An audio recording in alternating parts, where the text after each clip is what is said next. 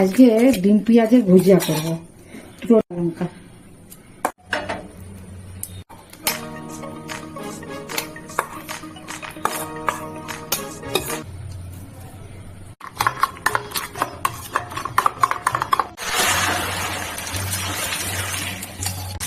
এটা এইভাবে ঘন মতন মাখতে হবে।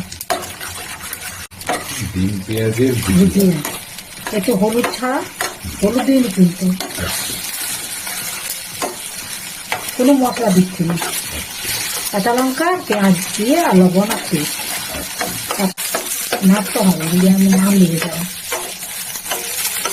অনবরত নেড়ে দিচ্ছে। হ্যাঁ হ্যাঁ হ্যাঁ, আস্তে আস্তে কালারটাকে হয়ে যাচ্ছে।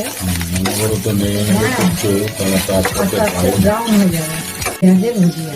কি সুন্দর সেন্ট হচ্ছে, আস্তে আস্তে ব্রাউন হয়ে এসছে একদম শেষ মতো হ্যাঁ কমপ্লিট।